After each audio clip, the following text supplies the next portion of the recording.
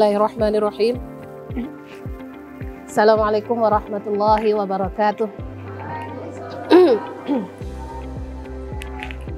Alhamdulillahirabbil alamin. Assalatu wassalamu ala asyrafil anbiya'i wal mursalin wa ala alihi wa ashabihi ajma'in. Asyhadu an la ilaha illallah wa asyhadu anna Muhammadan abduhu wa rasuluh. La nabiyya ba'da amma ba'du. Rabbi syrah li sadri wa yassir li amri wahlul 'uqdatam min lisani yafqahu qawli.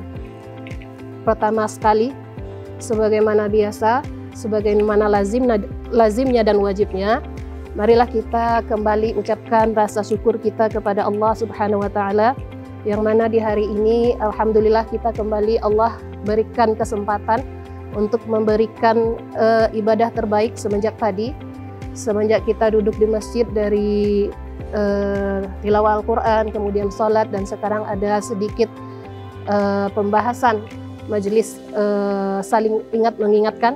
Mudah-mudahan semua yang kita lakukan ini dibalasi oleh Allah Subhanahu wa taala. Amin. Kemudian salawat dan salam kita sampaikan kepada Rasulullah junjungan umat, Nabi Muhammad sallallahu alaihi wasallam. Kami di sini ingin menyampaikan sedikit tentang doa yang diucapkan oleh Nabi Sulaiman alaihissalam.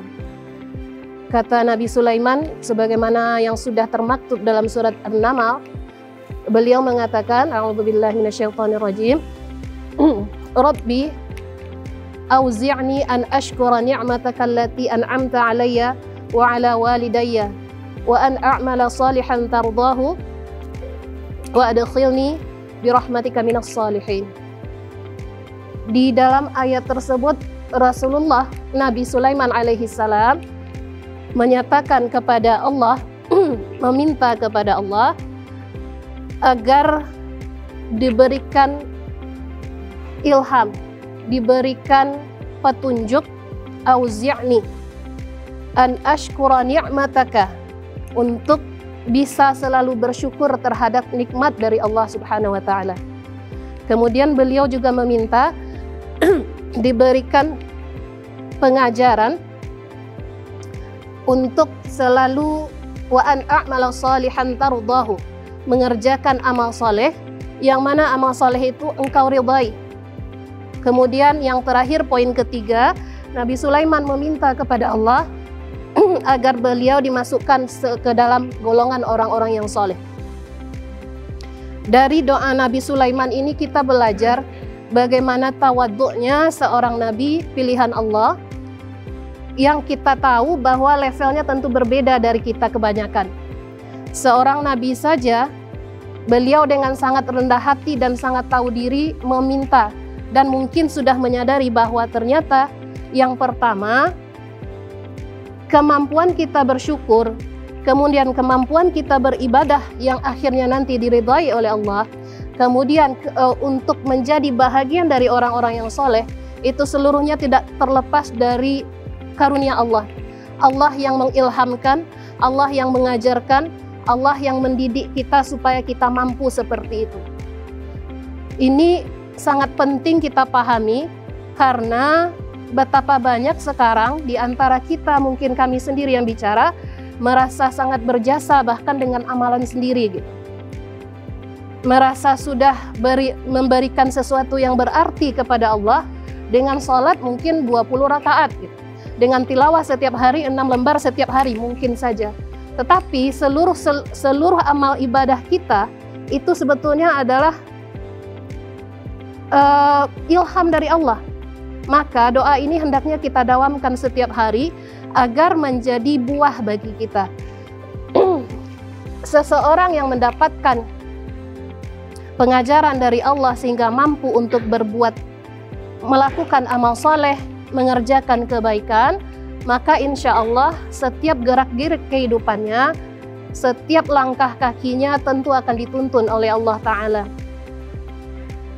Al-birru atau kema'rufan yang kita bikin setiap hari itu adalah sebuah kemestian. Ini sudah pasti kita tahu. Tapi kadang-kadang nafsu dan ketidaktahuan, sebagaimana yang disampaikan oleh ustazah sebelumnya, bahwa kebodohan itu adalah sebuah bencana sebetulnya. Kadang-kadang ketika kita ingin melakukan kebaikan, Kadang-kadang kita sendiri yang malas mengerjakannya. Padahal tidak ada yang rugi, tidak ada ruginya kita melakukan amal soleh atau kebaikan setiap harinya. Sebagaimana dalam portfolio kita ada birrun, berbuat baik.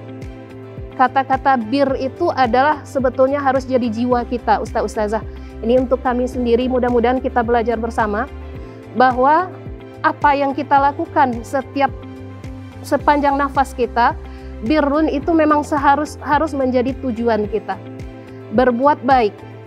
Orang yang melakukan perbuatan baik, perbuatan ma'ruf, maka nanti insya Allah menurut beberapa ulama tujuannya nanti adalah buahnya adalah tazkiyatun nafs. Maka jiwanya akan zaki, akan suci. Nah, bagaimanakah caranya supaya birrun ini menjadi identitas bagi kita? Otomatis kita belajar dari hal yang kecil-kecil dulu.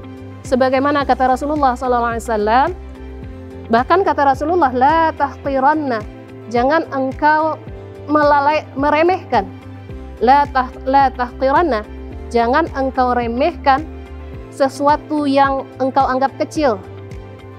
Misalkan minal ma'rufi syai', perbuatan yang baik sekalipun dia kecil, seperti engkau an laqiya akhaka biwajhin qaliqin, dengan wajah yang berseri-seri.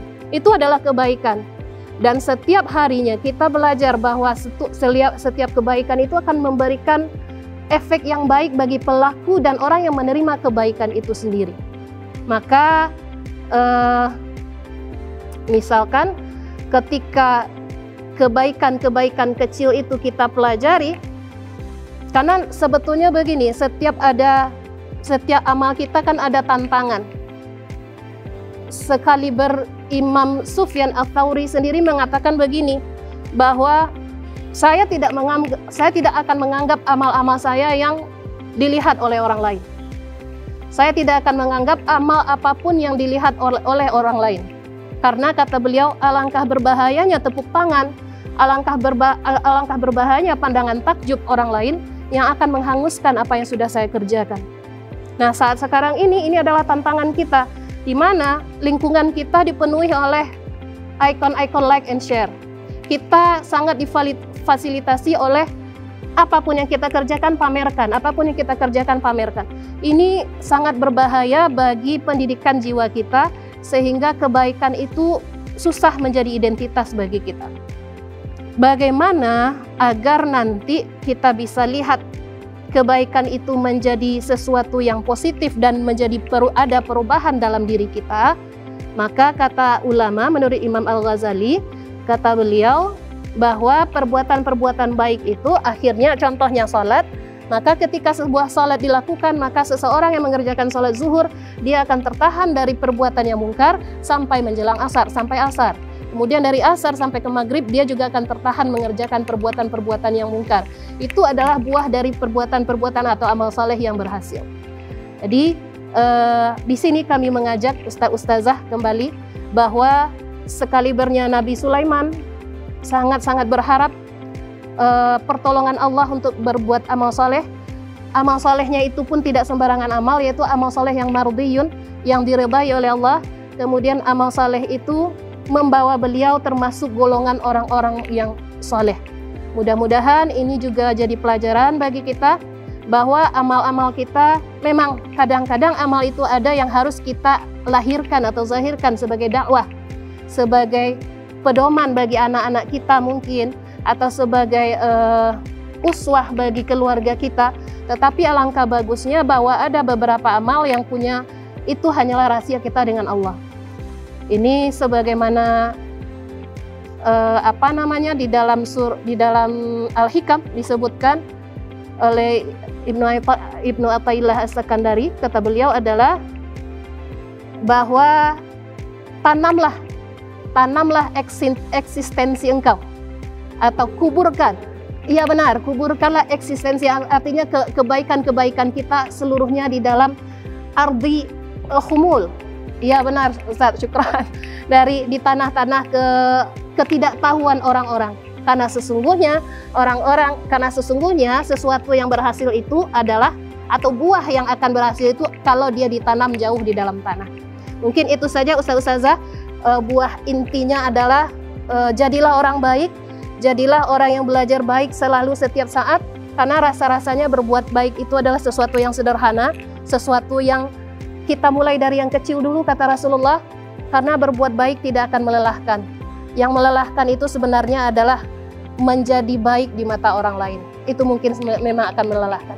Mungkin demikian Ustazah, afwan kalau ada kesalahan, mohon maaf lahir batin. Terima kasih. Assalamualaikum warahmatullahi wabarakatuh.